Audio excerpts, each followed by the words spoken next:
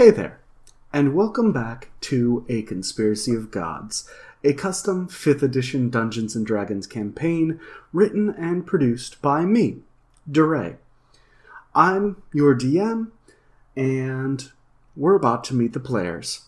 But before we do, I want to offer a very special thank you to Matthew Wexler, the exceptionally talented man that recorded the music you'll hear in this episode and all of the other ones. They were tracks composed specifically for us here at A Conspiracy of Gods, and we are very thankful. Now, let's get back to those players, shall we? Hi, I'm Chris. I play Calcifer, Fortune of the Mountain. He's a cleric. I'm Brendan. I play Zan Aura, the half-orc artificer.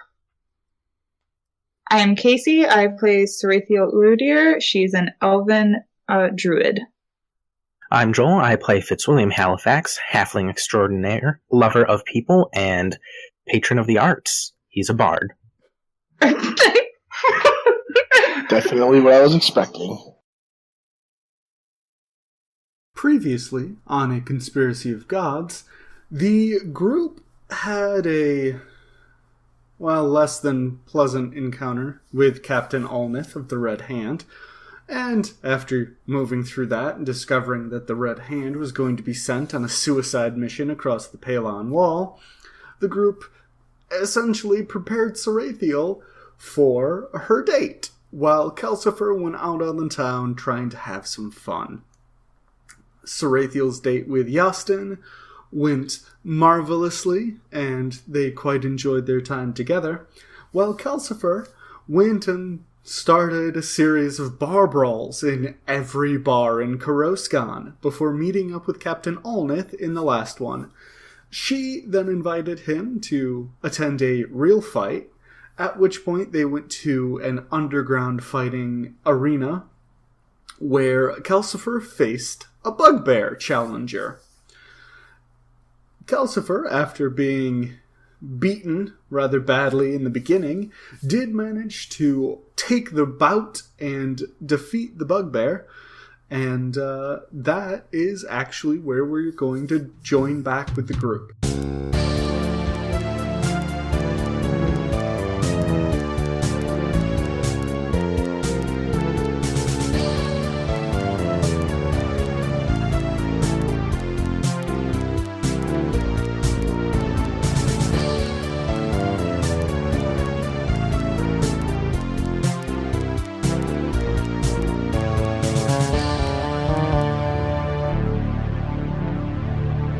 Find me when you want a rematch. Hey, fine. And so you step out of the ring and you see Alnith is, she's ready to hand you your hammer and your shield, and she's grinning ear to ear at you. I'm actually just gonna do something for fun. Okay. And I'm gonna cast a spell. Okay, what spell? Prayer of Healing on the bugbear. Okay.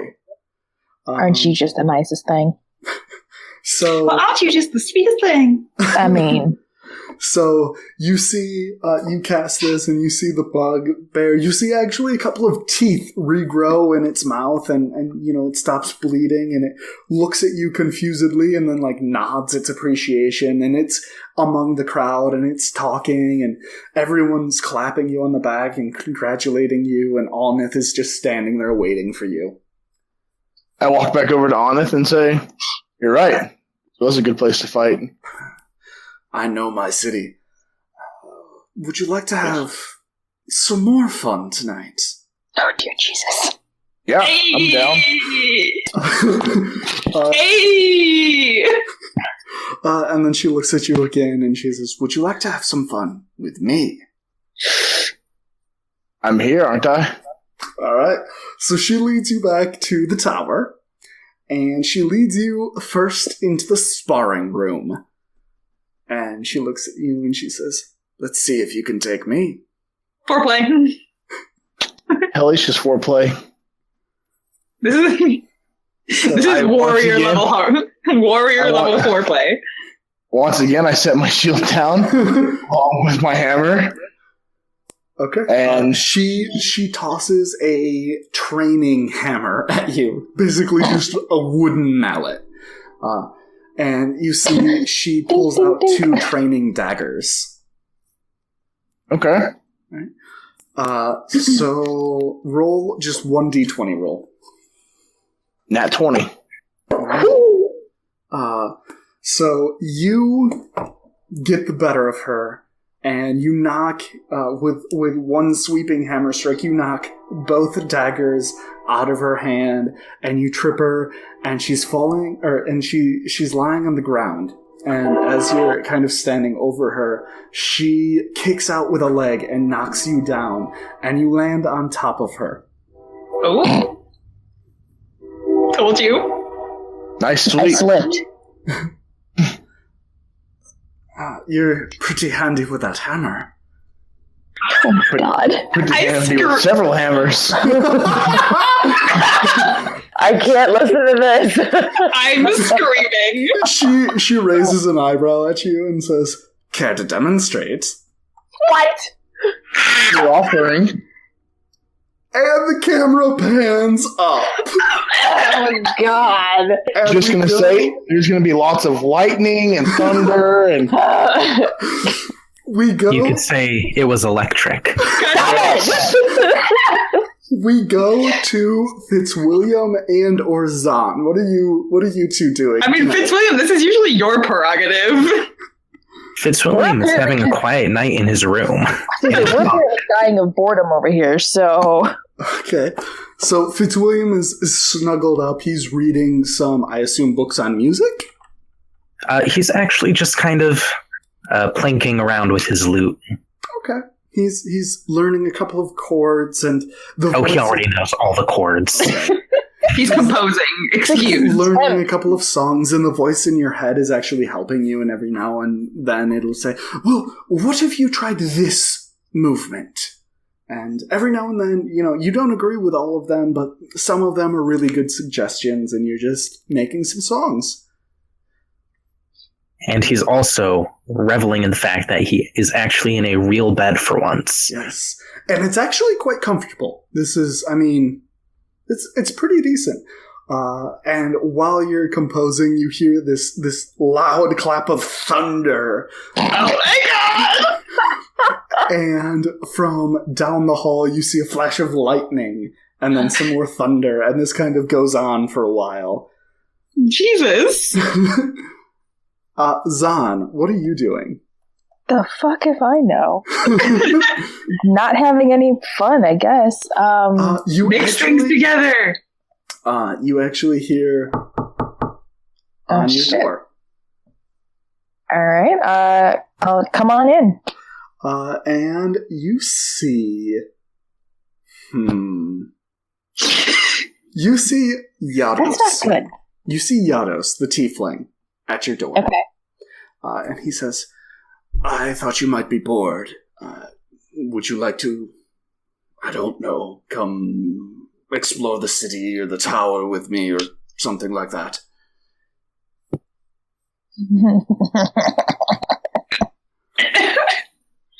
this house on dice.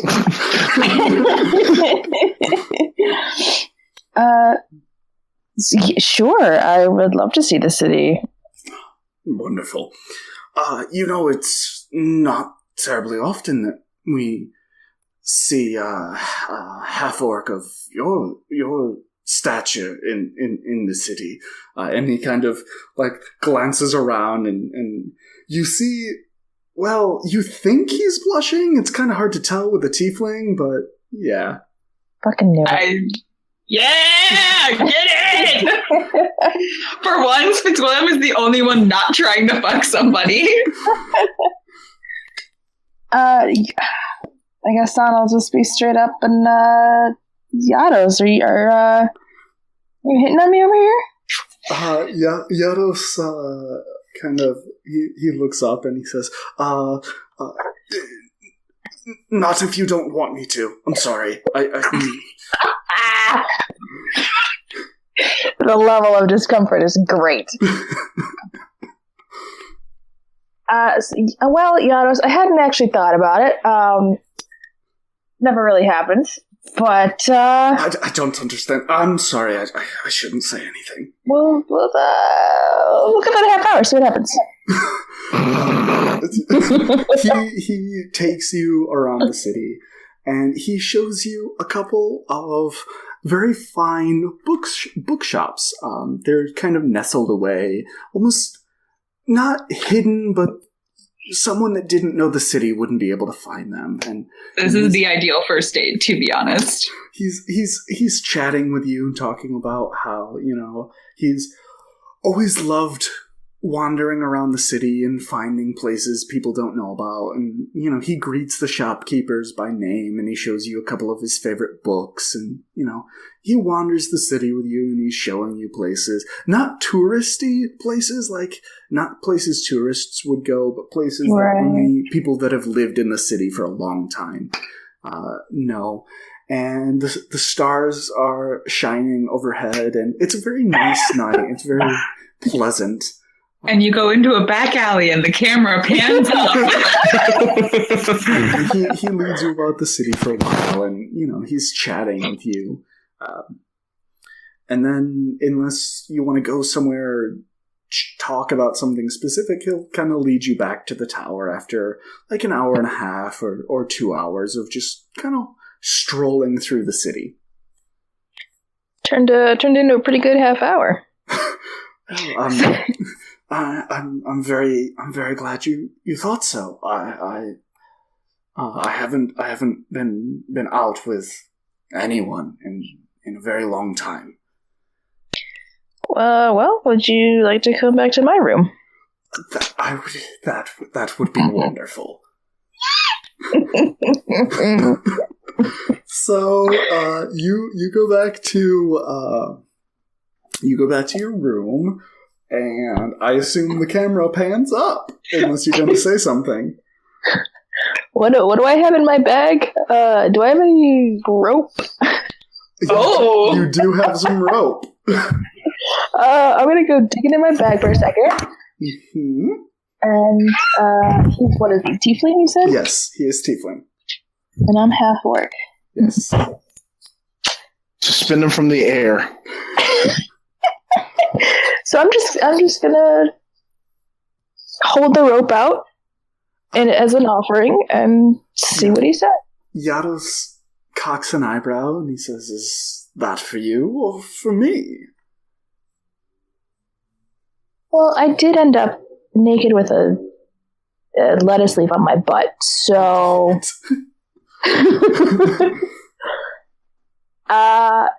you can take your pick. Okay. And the camera pans up. The sun rises in the morning, and it crests over, it crests over the pylon wall, and it rises, shining on the city and Lake Thanos. And Sarathiel wakes up. And we're all secretly dead. And Fitzwilliam is the only one well rested. Her hair. Are you sure? Are you sure? Her hair tousled, and Yastin's arm kind of over her. They're kind of cuddling, and they're on the It's blanket. adorable. They're on the blanket, and they've pulled another blanket over each other, and it's yeah. It's fucking adorable. That was not meant to have a pun, but it did after I realized what I said. And Yastin Nice. kind of wakes up, and she stretches, and she looks at Sarathiel and smiles. So he kind of smiles back and says, "Good morning." Yastin says, "And good it is." I'm flailing. I can't handle this. And then we pan back over, and we see Kelsifer and Alnith are sprawled together on the training room floor. All of the training weapons have been knocked off the walls, Oh and my god. and they're scattered all over the floor. There's some scorching on the ceiling. There's There's, some of the shelves have been broken, and Alnith is lying there next to Kelsifer, and you're both kind of, sprawled comfortably on the floor. Your shield is against a far wall, your hammer is next to it, and all of your clothing are kind of just strewn everywhere. They've been blown about by the storm. So my question is, was Xavier hiding behind the shield the whole time? Xavier? Oh, you scarred Xavier. No, Xavier actually comes flying in as Kelsifer wakes up, and he kind of looks about and he says, "Well, I see you have had a productive evening." Good words. Where'd you go off to? Oh, I was having some fun with the apprentices. Oh boy. Did you leave anything intact yourself? I'm sure you'll hear about it. At least you have an alibi. Sounds like a plan. And Fitzwilliam wakes in the morning and he stretches out. His lute is next to the bed, and he's had a good, let's say, 12 hours of sleep. And Yes. And he's well rested, and he stretches out, and he's very comfortable. And Zahn wakes up, and Yados is naked in bed. There's clothes strewn everywhere, and the rope is actually ends of the rope are swinging from, well, not swinging, but they're kind of lying next to the bed, and you have rope marks on your hand or your wrists and your ankles. Yados has rope marks, and Yados wakes up and he says, "Well, good morning." Well, it will be once I've And the camera pans back up. I was thinking more along the lines of breakfast, but that could be put off for another half an hour or so. Okay, so the camera pans back up. Back down. And back to Sarathiel, and Yastin looks at you and she says, "Well, we could head back, but how about some breakfast?" Sarathiel says, "I could eat." And the camera pans up. Because we all gotta have morning sex, apparently. No, Yastin was actually gonna make breakfast, but if that's No, what I you know. want- No, she's like, Sarathiel's actually like food. Oh, okay. So Yastin That was Casey. Yastin gets up, and the only thing she puts back on is her boots. Good. And she starts, making breakfast, and she makes some very nice crepes with a variety of toppings and things of that nature. Alnith wakes up next to Kelsifer, and she raises an eyebrow at him, and then she says, "You weren't lying about your hammer proficiency." I never lie. Never lie. And she cocks an eyebrow and she says, "Well, you know where to find me next time you want a training session." Absolutely. Okay. Kelsifer, you are welcome to get dressed or do other things. I don't want to tell you how to live your life. I honestly think it's time to have a Bill's steak with some eggs and bacon and ale. Okay. Do you say that to Alnith? I do. Okay. And I kind of look up at Xavier as well. Alnith hops up and she looks at you and she says, "That sounds like it would really hit the spot." And she starts getting dressed. In some spot. Yeah. Okay. And Xavier just kind of looks at you and nods. I figure he's hungry. He's trying to parse this situation. Okay, so you all, well... 3 of us had really nice dates. Calcifer, Zahn, and Fitzwilliam meet downstairs. Zahn is, about 45 minutes late. Like usual. And Yados kind of comes with him. And as Yados and Zahn enter the basically the feeding hall, the cafeteria, more or less, Yados kind of looks at Zahn and loosens his grip on Zahn's hand, but doesn't, let go, trying to see what Zahn wants. Zahn just keeps walking, dragging Yados behind him. Let's go get some food. All right, so Yados, tightens up his grip again, and Yados walks up to the cafeteria with Zahn behind him and, gets food for both of them and then leads What them time is it? By the time Sarathiel and Yasin back... No, I mean, because Okay. Zahn has an appointment. This is probably, around 8:30 in the morning. Okay. Still got time. Yeah. And so Calcifer's sitting next to Alnith. Fitzwilliam is sitting there, and he's not really certain what the hell's going on, but he's... Fitzwilliam is very certain what's going on. Fitzwilliam, you see Yados holding Zahn's hand, and you see them both sit down, and Yados kind of looks over at you, and then looks back at Zahn, and smiles ever so slightly. Meanwhile, Calcifer and Alnith are just shoving food into their faces, and Xavier's eating.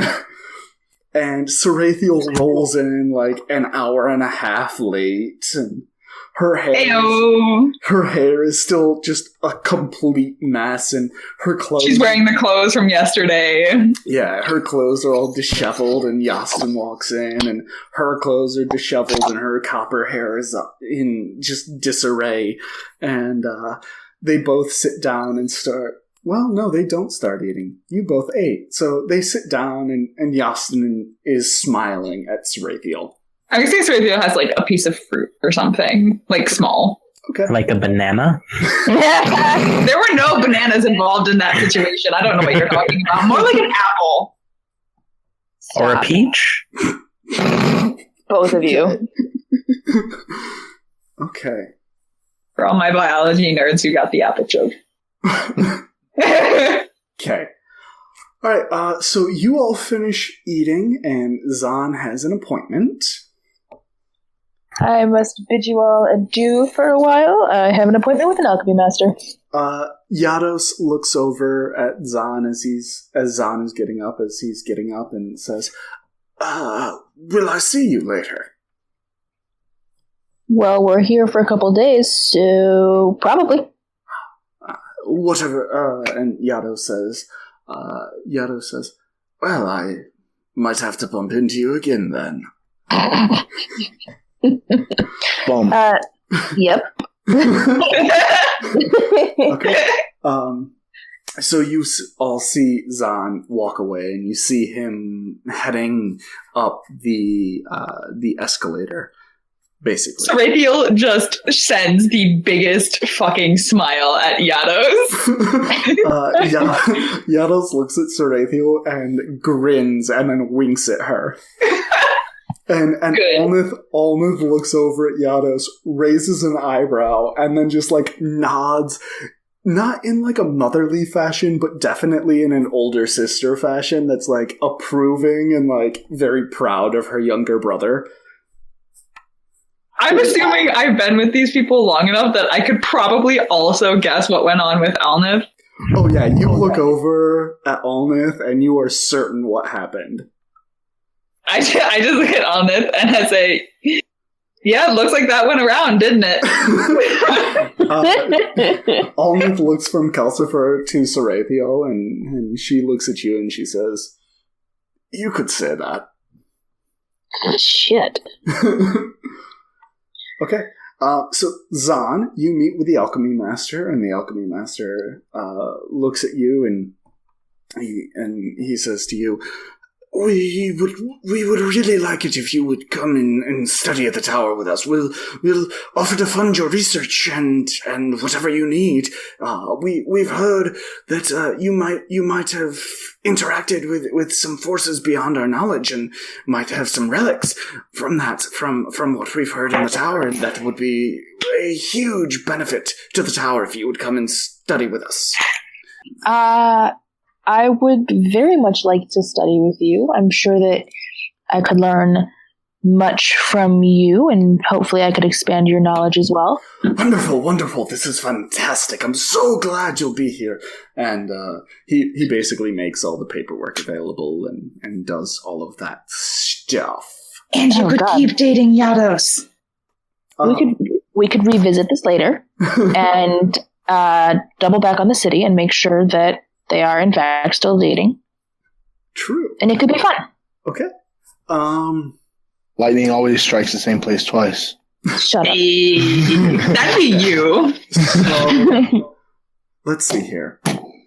Yastin tells Sarathiel that she's got some work to do, but hopes to see her tonight. Alnith looks at Calcifer and says, I could use some training. What style of training are you wanting this time? Oh, I'm sure we can think of something. Martial arts. Train in the martial arts. When would you like this? Now is good for me. Sarathiel looks over at the pair of them and goes, how wrecked is the training room? Alnith looks over at Sarathiel and just glares. And it's one of those, it's not mind your own business, but one of those, I'm working on something here. She kind of holds her hands up and looks back away. How many training rooms do you have? I'm sure we can find suitable apartments. The tower's open to us. This is not her voice, but anyway. Got it. Cool. Okay, so you two go off. Fitzwilliam, you roll perception for me. Okay. Alnith was more growly, if that's what That's you were. a 5. Okay. Hang on. You don't notice shit. Oh, you just got super lucky. You just got super lucky because I rolled a 3. Fitzwilliam, a gnome bumps into you, wearing the robes of an apprentice. Oh no, you fucking don't. I grab him. You grab hold of him, and we will revisit this in just 1 second. Sarathiel, roll investigation. Okay. Fucking shit. That's a 3. Okay. Sarathiel, you take about an hour to look around the tower because you don't find it right away, and you're just kind of spending the day. You don't have a whole lot to do, so you're deciding to browse through the books. You had some interest in learning a little bit about bloodlust and things of that nature. Did I find anything helpful? You spend an hour, and you don't find anything on bloodlust. However, you do find a tome discussing the overlap of religions between various races. And, you're kind of interested. This is a weird subject, and you keep reading, and you read in this tome, that in human mythology, they often refer to their creators, Luliander and Baliok, by attributive titles that refer to the domains that the humans believe these two gods rule over. You continue reading, and you see that the gnomes have discovered, the gnomes as well as the educated Thanish mages have figured out that these titles are inaccurate, but the humans continue to use the titles nonetheless. The tome doesn't know whether or not the gods themselves use the title, because champions of Luliander and Baliok haven't appeared since before the fall of the Empire. But you keep reading about this, and you finally read that the titles the humans have given to Luliander and Baliok, the title of Baliok is the Lord of Plains, And for his twin, Luliander, with whom he is never seen without, is the Mistress of Threads. Correct. Ah. Yes. All right, and I need an investigation check from Zahn. From me? Yes. What do I get to add to this? I can never remember. Let's check. Investigation, you will be adding 5. Oh, then I have 21. Okay, so Zahn leaves his meeting with the Master of Alchemy, and he's a little distracted by the night he had, but not enough to forget that he wanted to do some conversions for the ingredients he had found in the translation of the tome.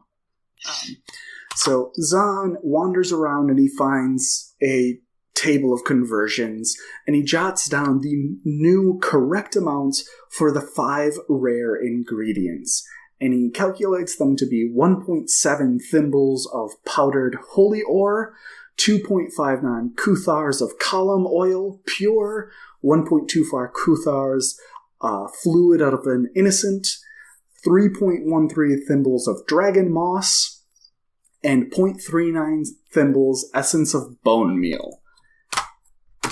And I've just posted that in the chat. Oh, thank Jesus. All I was jotting down was numbers. That's all right. I missed it. So Zahn does these, and as far as he knows, they are values accurate to the hundredths, and while the ingredients might be difficult to find, these amounts should not be terribly difficult to derive.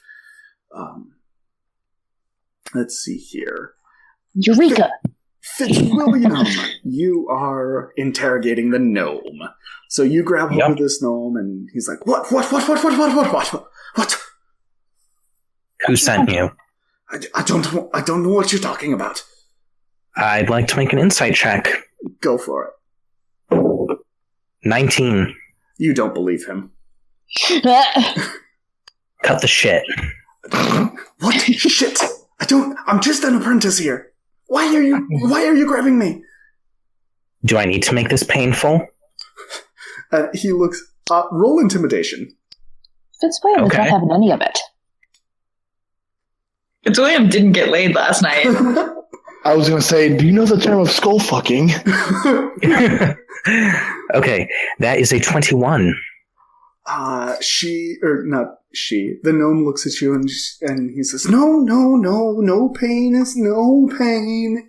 No pain. Who sent you? The masters. Wow, real specific. The masters of arcane knowledge and lesser planes. Mm-hmm. And what did they send you here to do? I was just supposed to learn about the connection between Beliak and Luliander. Okay, and what do you know? Just they're twins, and they're never seen without each other, and they created the humans together, but then Beliak made the elves, and Luliander made the orcs, and they're and he starts crying. Okay, does my insight check still work for that statement, or do you want me to make another? No, it works for that statement. And he's telling the truth. Okay. I am going to take him to the captain. Okay. Good luck with that.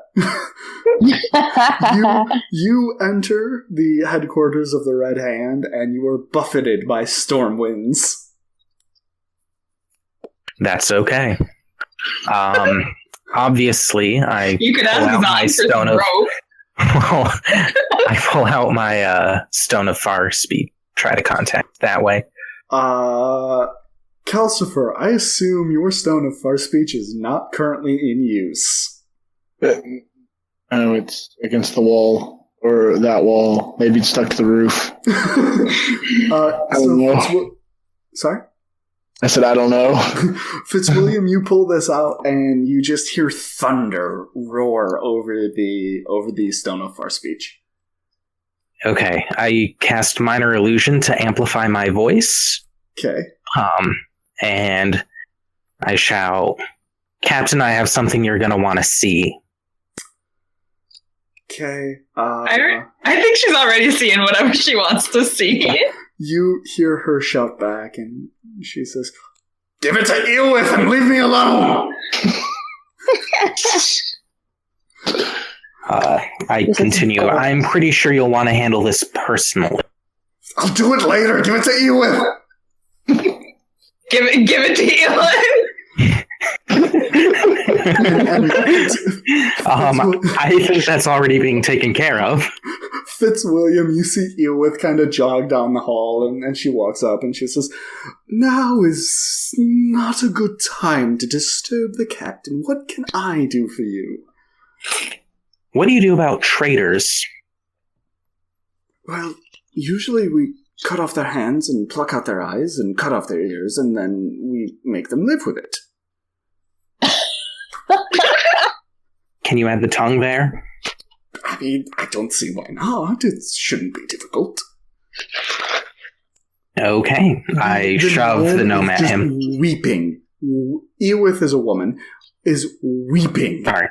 And just like blubbering, and as soon as you shove him, he falls to his knees and he starts begging Eowith for mercy. This guy came from the Burning Sands. But and yes, he's I mean that in the political sense. To what are you referring? Captain!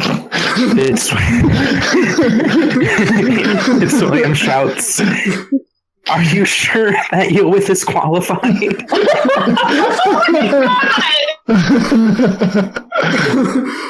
The captain does not respond, and you hear the loudest crack of thunder that you've heard thus far. Oh, come on. Okay. I mean, she can always put on the cloak and, for herself. Have one appear over there. You want? Sure that's not already in use. Well, I don't know. Anyway, thought process on it though. I see where you're going.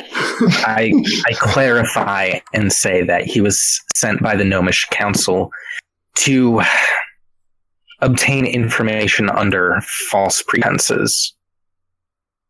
Eowith looks at you and looks at the gnome and says, "Well, if he was attempting to harm Thaneland in any way, we will get to the bottom of it. But you are aware that this is a university. We are here to provide knowledge." "Well, they are. We work here. Well, we live here. We do other things elsewhere." We do all the other stuffs. Okay, well, listen here. Have you heard the rumors of what the Red Hand is doing? They are the Red Hand. I know, but are you fully briefed? "What rumors? The captain hasn't said anything to us. I know that there's a new mission, but she hasn't briefed us yet." Yeah, it's a real doozy of a mission, and this guy's work is going directly against that. She looks down at the gnome and she glares and she says, "We will find out everything he knows." And she leads him away. Don't be afraid to get too creative. She looks back and she says, "Trust me." And the gnome weeps even more. Cool. Okay, well, that's taken care of. Okay, let's see here. So there's that. Sarathiel, you just kind of hang out. You're looking at tomes. Every now and then Yasin will pop down to see you. And, you have lunch together. It's very nice. And you just hang out. Zahn, you study. You're around with the apprentices. They're showing you things that they think are cool. They're really very boring to you. Amateurs. Okay. Calcifer, after you finish up with the training with Alnith, 6 hours later. You fall asleep. You decide that you're going to take a nap, essentially, being as exhausted as you are. You have yourself a dream. Damn it. And in this dream, you find yourself standing atop a cliff that overlooks the Sea of Diamonds.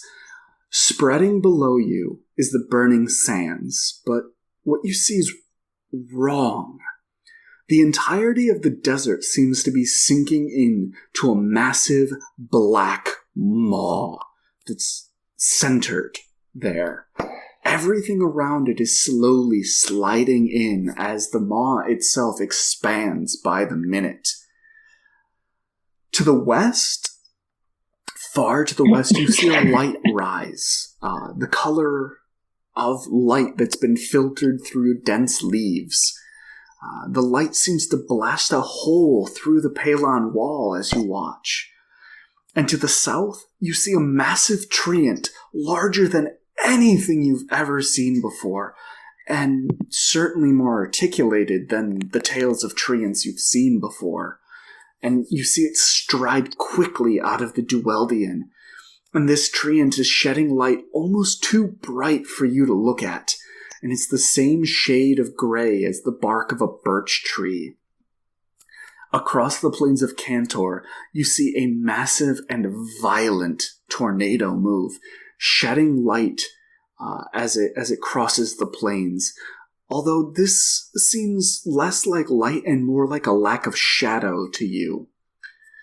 You see fire rise out of the Tannar Mountains, and it seems to come from within the mountains themselves as smoke billows out of the surface entrances to the tunnels below.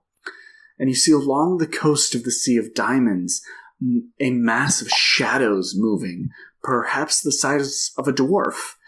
And you see a man nearly 7 feet tall raise a hammer as lightning gathers around him. The man glows with a familiar, almost comforting light, while the dwarf seems to bathe the area in shadows. And from the north, behind you, you look over the Dragonlands and you see a red dragon, larger than any dragon you've read about, and larger than the dragon you saw behind Nalum in the tunnels. And it's shedding a chaotic, almost fiery light as it and many of its brethren fly toward the Three Kingdoms. And you see atop that red dragon a figure that you can't look at without being in pain from the radiance it's shedding. And that radiance is in changing silvers and reds and golds. And in the west, in the forest near the Palon wall, you see a figure stride out of the trees, seeming to warp the world around it as they walk. And they give off a slow-moving grayness, though they appear to almost teleport over the land as they do so. And you see a light in Koroskan that seems to act almost like a lighthouse, shining 400 feet above the earth. It holds none of the radiance of the other figures you've seen, and you can't seem to place its source. However, the most startling thing you see in this vision is that Ilios lies in darkness. It's neither covered in the black of the maw, nor is it being devoured. It's just utterly devoid of light. And that light seems to radiate outward from the center of the country, from somewhere between the Tannar and Atlak mountains. And as this vision fades, as fire consumes the Tannars, and as the black maw finishes with the burning sands and begins to devour the Karasheks and the Sea of Diamonds both, as it tears at the edges of the Atlak mountains, you see a gentle, pulsing light, almost invisible, coming from within the Dueldian forest. And then you wake. And I need an intelligence check. Oh, no.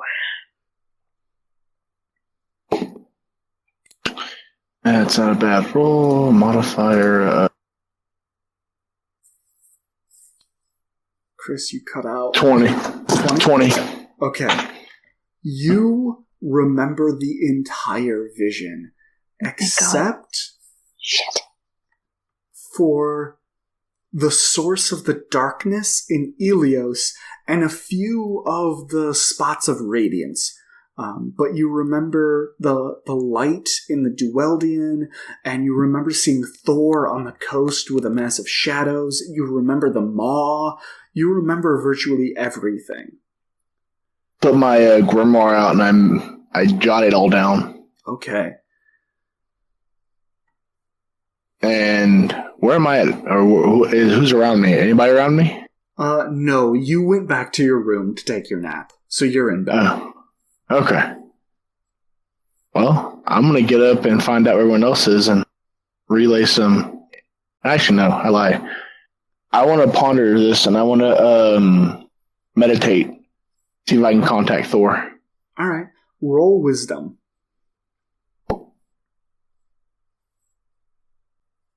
17. Okay. So you meditate and you feel that plane in your mind expand, and you see Thor, and Thor is bloody. You can't tell how much of it is his blood or other blood or someone else's blood, but he is covered in blood. And he turns to you and he says, "You must succeed." Okay. And you, as that happens, as you hear him say this, he kind of fades out. Not like the connection with him is broken, he just kind of fades from your meditative state. Okay. So I come back too. I'm going to actually pick up my Stone of Far Speech and see if I can contact anybody. Okay. Tell me who has their Stones of Far Speech on. I do. I do. Yeah. Does San have one? Yes. Yes, he does. Sure. I've got mine on too. Okay, so you contact everyone. I just want to find out locations and see if we can get together. I want to let y'all know about some interesting vision I've had. Okay. So Sarathiel and Zahn, you're both kind of hanging out in the library. Fitzwilliam, where are you? That's a good question. I'm making my way back to the rest of the group, I guess, looking around for them. Okay. Making my way downtown. I'm with the first years. By the way, Fitzwilliam is in fact humming Vanessa Carlton. Solid. Awesome.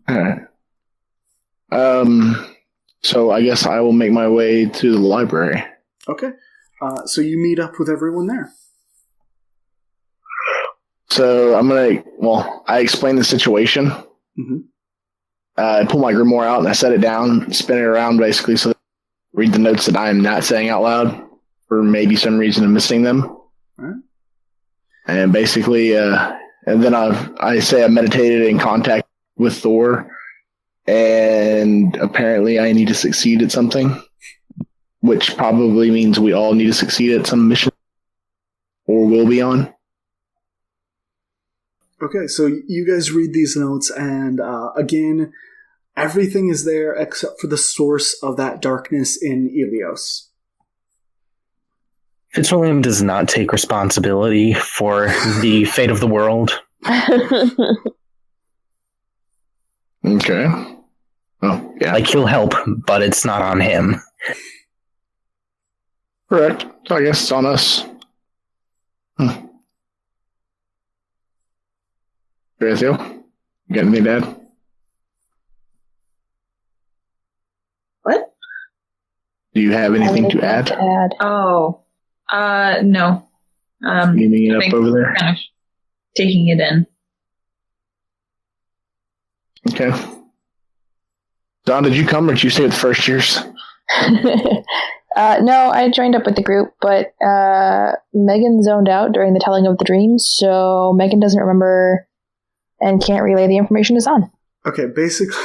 The world is coming to an end. Lots of bad shit is happening. Okay. There's lots of darkness. So basically, and this is how Calcifer understands it as well. Something really horrible has happened in the Burning Sands. And Calcifer, you kind of guess that this would require, well, the energy of a god to make happen based on what you saw.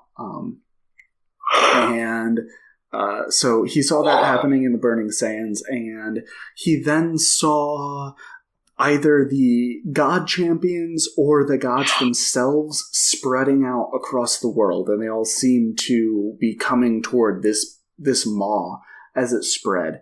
And then he saw that Ilios had no light in it. Okay. And that's what, Calcifer, that's how you would understand it. You understand that you've seen the gods or their champions, and then something horrible happened in the Burning Sands. So where's the maw? It's in the Burning Sands. Yeah, the maw Okay. that Calcifer saw centered in the Burning Sands. And So then spread out. Do we need to go and ask the little gnome dude if he knows what's going on in the Burning Sands? Good idea. I mean, Do we know that? Yeah, Fitzwilliam, did you tell anyone about the gnome? I did not. Damn it! Scratch my suggestion. Fitzwilliam, you should make it. Okay. I mean, I doubt that he would know anything. In the middle of At this- least anything that we don't. In the middle of this conversation, Yastin shows up, and she looks harried. And she says, "Y'all need to come with me now. There's some things you need to hear." And Sarathiel, you see that she looks extremely concerned. Well, I mean, everyone sees it, but Sarathiel, you can kind of tell. Go comfort your boo. so Theo kind of walks over and kind of like holds her hand, says, "Lead on." Okay. So she leads you back up to that top chamber, and she kind of walks over to a table, and she gestures you all over to it. And she says, "Someone or something has been disrupting the magical flow across the Palon Wall.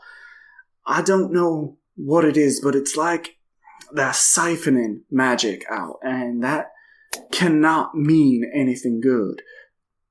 To siphon the natural magic of the world would just... bad things happen when you do that."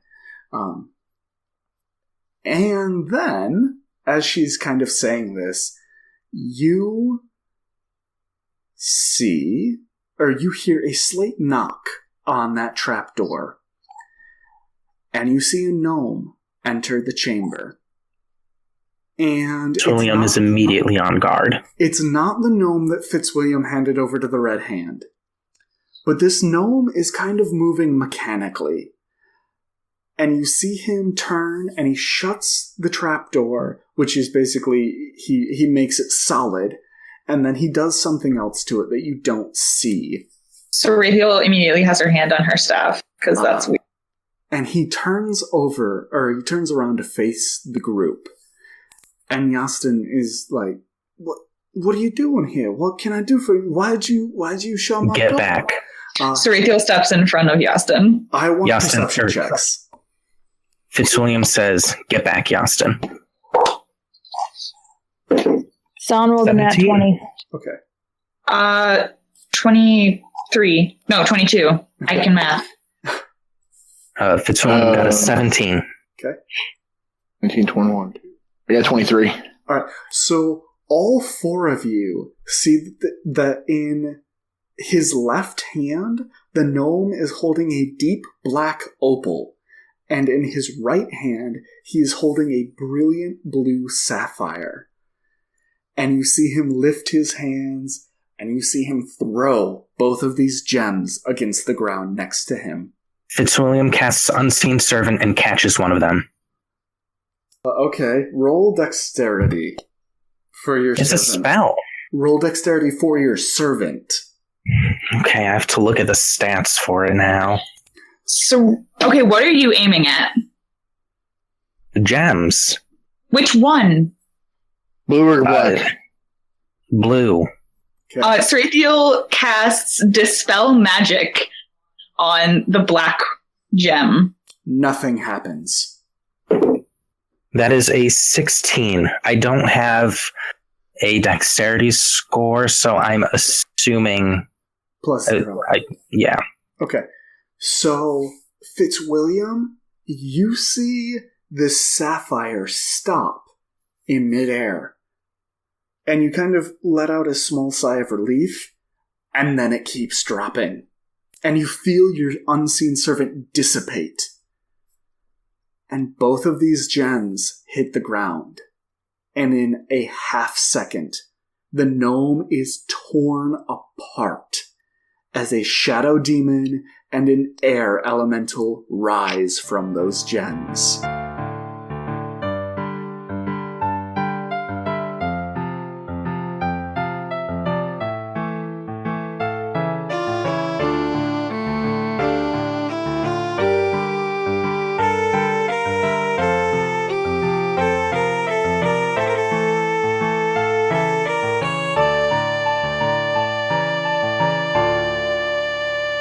Thanks for listening to this episode of A Conspiracy of Gods. If you're looking for more episodes, you can go ahead and check out the other videos on this channel or the playlist, which contains all of the episodes thus far. And remember to please like and subscribe if you enjoy this content and want to see some more of it. If you're looking for more information about the world, any maps, anything of that nature, go ahead and check out aconspiracyofgods.weebly.com.